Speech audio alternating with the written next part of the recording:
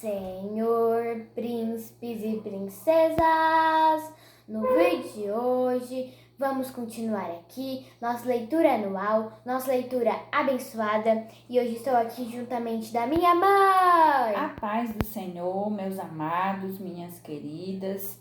Chegou o momento do nosso devocional de todo dia, que é a leitura da palavra que nós estamos fazendo.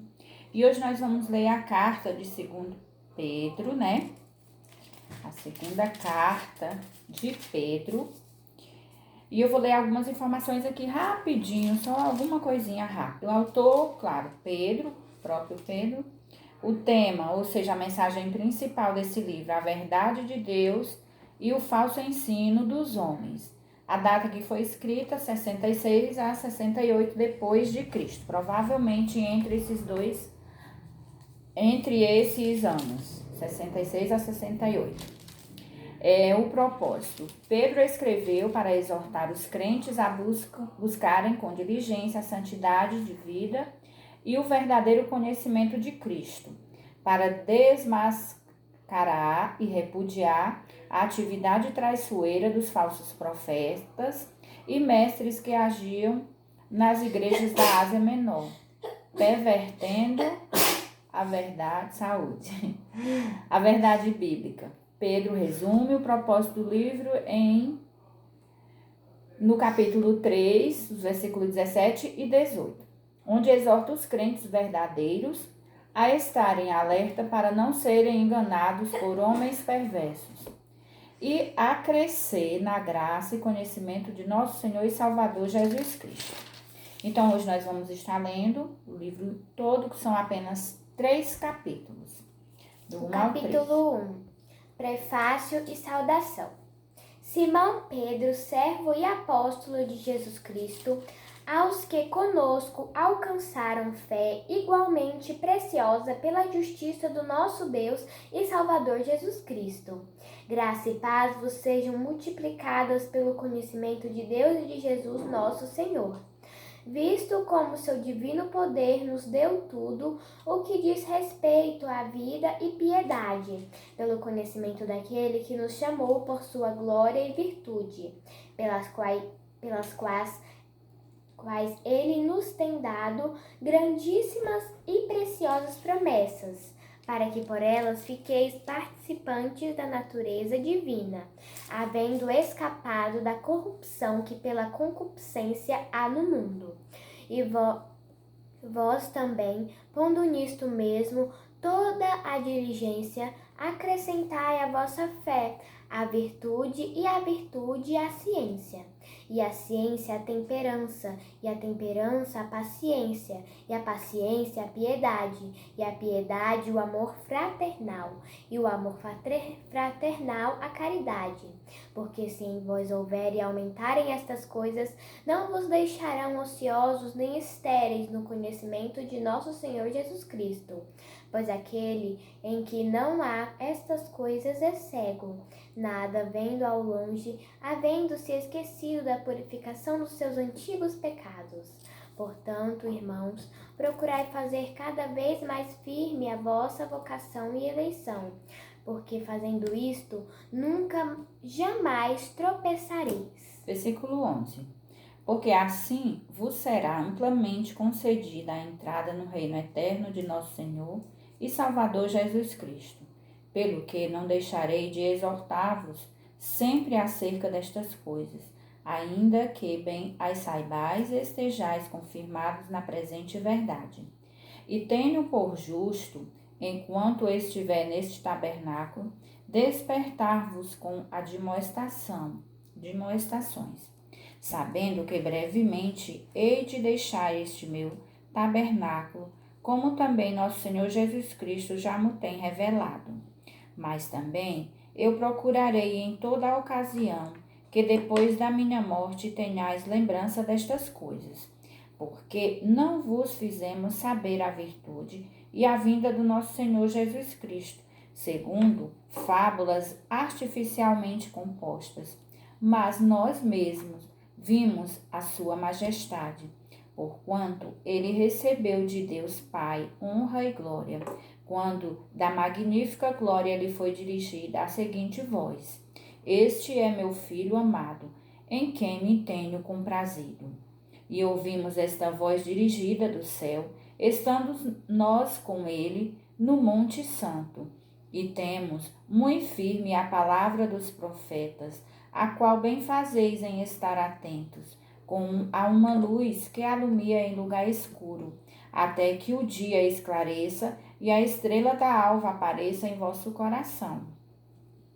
Sabendo primeiramente isto, que nenhuma profecia da Escritura é de particular interpretação, porque a profecia nunca foi produzida por vontade de homem algum, mas os homens santos de Deus falaram inspirados pelo Espírito Santo.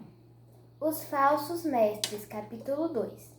E também houve entre o povo falsos profetas, como entre vós haverá também falsos doutores, que introduzirão encobertamente heresias de perdição e negarão o Senhor que os resgatou, trazendo sobre si mesmos repentina perdição, e muitos seguirão as suas dissoluções, pelos quais será blasfemado o caminho da verdade. E por avareza farão de vós negócio com palavras fingidas, sobre os quais já de largo tempo não será tardia a sentença, e a sua perdição não dormita. Porque se Deus não perdoou aos anjos que pecaram, mas havendo-os lançado no inferno, entregou-os às cadeias da escuridão, ficando reservados para o juízo. E não perdoou ao mundo antigo, mas guardou a Noé, pregoeiro da justiça, com mais 7 pessoas ao trazer o dilúvio sobre o mundo dos ímpios. E condenou a subversão às cidades de Sodoma e Gomorra, reduzindo-as a cinza e pondo-as para exemplo aos que vivessem impiamente. E livrou o justo Ló, enfadado da vida dissoluta dos homens abomináveis, porque este justo, habitando entre eles, afligia todos os dias a sua alma justa, pelo que via e ouvia sobre as suas obras injustas. Assim sabe o Senhor livrar da tentação os piedosos e reservar os injustos para o dia de juízo, para serem castigados.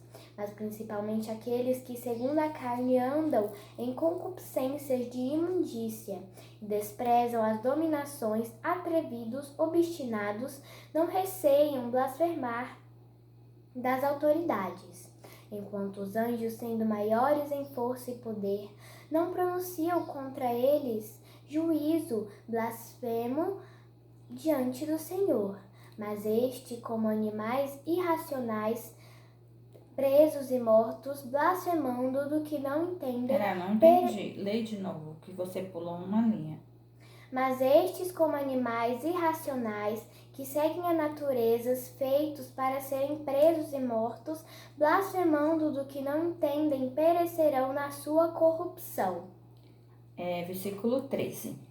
Recebendo o galardão da injustiça, pois que tais homens têm prazer nos deleites cotidianos, nódoas são eles e máculas, deleitando-se em seus enganos, quando se banqueteiam convosco, tendo os olhos cheios de adultério e não cessando de pecar, engordando as almas inconstantes, tendo o coração exercitado na avareza, filhos de maldição, os quais, deixando o caminho direito, erraram seguindo o caminho de Balaão, filho de Beor, que amou o prêmio da injustiça, mas teve a repreensão da sua transgressão. O mudo jumento, falando com voz humana, impediu a loucura do profeta. Estes são fontes sem água, nuvens levadas pela força do vento, para os quais a escuridão das trevas eternamente se reserva. Porque falando coisas muito arrogantes de vaidades, engodam com as concupiscências da carne e com dissoluções, aqueles que se estavam afastando dos que andam em erro, prometendo-lhes liberdade, sendo eles mesmos servos da corrupção. Porque de quem alguém é vencido, do tal faz-se também servo. Porquanto, se depois de terem escapado das corrupções do mundo, pelo conhecimento do Senhor e Salvador Jesus Cristo, forem outra vez envolvidos nelas e vencidos, tornou-se-lhes o último estado pior do que o primeiro. Porque melhor lhes fora não conhecerem o caminho da justiça do que, conhecendo-o, desviarem-se do santo mandamento que lhes fora dado. Deste modo sobreveio-lhes o que por um verdadeiro provérbio se diz: o cão voltou ao seu próprio vômito, a porca lavada ao espojadouro de lama. Capítulo 3. A vinda do Senhor. Amados, escrevo-vos agora esta segunda carta, em ambas as quais desperto com exortação o vosso ânimo sincero, para que vos lembreis das palavras que primeiramente foram ditas pelos santos profetas e do mandamento do Senhor e Salvador mediante os vossos apóstolos. Sabendo primeiro isto, que nos últimos dias virão escarnecedores, andando segundo as suas próprias concupiscências, e dizendo: onde está a promessa da sua vinda? Porque desde que os pais dormiram, todas as coisas permanecem como desde o princípio da criação. E eles voluntariamente ignoram isso, que pela palavra de Deus, já desde a antiguidade, existiram os céus e a terra, que foi tirado da água e no meio da água subsiste, pelas quais coisas pereceu o mundo, de então coberto com as águas do dilúvio. Mas os céus e a terra, que agora existem pela mesma palavra, se reservam como tesouro e guardam para o fogo. Se guardam, né? Se guardam para o fogo, até o dia do juízo e da perdição dos homens ímpios. Mas, amados, não ignoreis uma coisa, que um dia para o Senhor é como 1000 anos, e mil anos como um dia. O Senhor não retarda a sua promessa, ainda que alguns a tenham por tardia, mas é longânimo para convosco, não querendo que alguns se percam, senão que todos venham a arrepender-se. Versículo 10. Mas o dia do Senhor virá como ladrão de noite, no qual os céus passarão com grande estrondo, e os elementos ardendo se desfarão, e a terra e as obras que nela há se queimarão.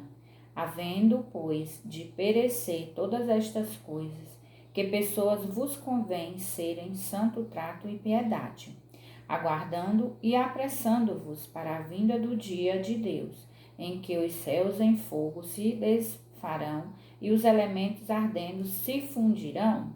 Mas nós, segundo a sua promessa, aguardamos novos céus e nova terra, em que habita a justiça. Pelo que, amados, aguardando estas coisas, procurai que dele sejais achados imaculados e irrepreensíveis em paz. E tende por salvação a longanimidade de nosso Senhor, como também o nosso amado irmão Paulo vos escreveu segundo a sabedoria que lhe foi dada, falando disto como em todas as suas epístolas, entre as quais há pontos difíceis de entender, que os indoutos e inconstantes torcem igualmente as outras escrituras para a sua própria perdição. Vós, portanto, amados, sabendo isto de antemão, guardai-vos de que, pelo engano dos homens abomináveis, sejais juntamente arrebatados e descaiais da vossa firmeza. Antes, crescei na graça e conhecimento de nosso Senhor e Salvador Jesus Cristo. A Ele seja dada a glória, assim agora como no dia da eternidade. Amém. Glória a Deus, né? Terminamos a segunda epístola de Pedro. Amanhã estaremos lendo 1 João, né? Primeira carta de João. E assim nós vamos caminhando, né? Creio que ainda esse mês nós iniciaremos Gênesis, né? Vamos ver se a gente consegue fazer pelo menos ler 2 livros que são pequenininhos em um dia para a gente dar uma apressadinha aqui. Mas graças a Deus por tudo, né? O Senhor tem nos abençoado, tem nos protegido e nos guardado, e por isso estamos gratos a Ele por tudo isso. Que nós possamos guardar no nosso coração essa palavra, esses ensinamentos que todo dia, né, nós temos lido, né? E que nós possamos meditar e viver no nosso dia a dia. Agora vamos orar e agradecer ao nosso Deus por tudo. A Gisele vai orar. Papai do céu, muito obrigado, Senhor, pelo meu vestir, pelo meu calçar, pelo pão de cada dia, Papai do céu. Muito obrigado, Senhor, por tudo. Senhor, abençoa, Senhor, os missionários. Repreende esse vírus do mundo, Papai do céu. Abençoa cada um que está nos ouvindo agora. Multiplica as bênçãos em suas vidas. Em nome de Jesus, amém. Amém. Glória a Deus. A paz do Senhor e até amanhã.